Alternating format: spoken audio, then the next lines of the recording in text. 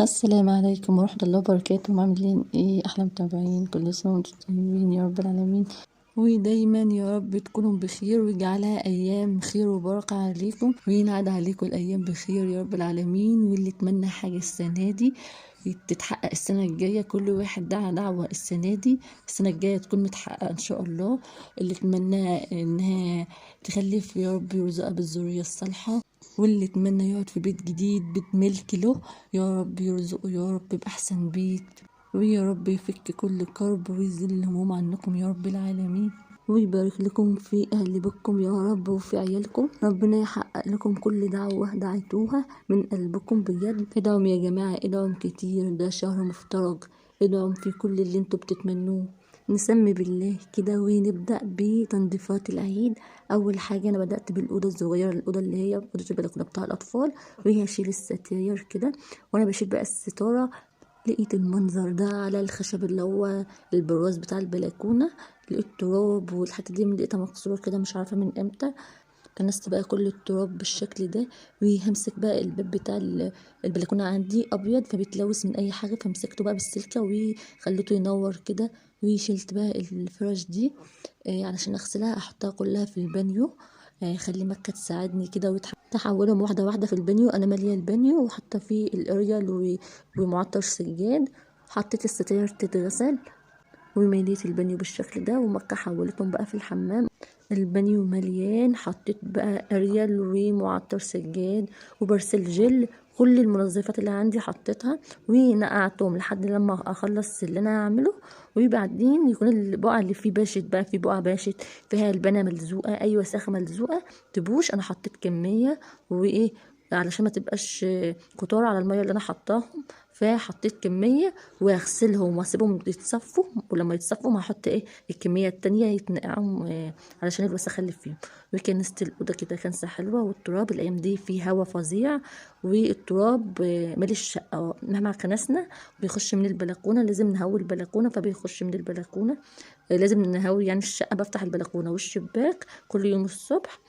هنا بقى انا شديت الفريزر علشان اكنس وراه وامسح وراه على طول علشان ارجعه واستنى شويه واشغله. لما بشده واعمل امسح تحته ولا اكنس تحته يعني، بسيبه شويه لحد لما نص ساعه كده واشغله، ما بشغلوش على طول. خلصت بقى المسيح بتاع الأوضة وسبتها تنشف، ورحت بقى دخلت على المشايات غسلتها غسلة حلوة. دي أسهل طريقة أنا بغسل بيها المشايات عندي. السجادتين الكبار بوديهم المغسلة، المشايات مش مستاهلة أوديها فبعملها بالشكل ده. في البانيو بتبقى سهلة، دور بغسل فيه وبفضي البانيو وبملاه تاني، وبعدين اشطفهم بقى وبصفهم بالشكل ده. هنا بقى خلصتهم وسبتهم يتصفوا، ورحت على دولاب الأطفال عايز يترتب يعني شكله يخض. بناخد وده دولاب مكة والملايات، فلما بتقع مكة بتحطها اي كلام، والهدوم بتحطها برضو اي كلام. هنا انا رتبتها وظبطتها بالشكل ده وشكلها حلو. دي بقى ضرفة مكة، الرف ده بتاع مكة. رتبت الهدوم الشتوية شوية اصلا وهنعين الشتو ده ونطلع الصيفي. بس الدولاب بجد بقى شكله مريح كده، مريح الاعصاب وشكله لطيف كده. والضرفة دي برضو متعلق فيها هدوم كده شتوية والشيلان والحاجات دي، فهرتبها برضو كده. خلصت بقى الدولاب. الحيطة دي يعني انا عندي الحيطان بتاع الشقة شكلها يصعب عليكم والله العظيم. انا بقعد اعيط لمكة، يا بنتي ما تعمليش كده، يا بنتي ما تشخبطيش على الحيط، يا بنتي كده غلط. برضو ما فيش فايدة.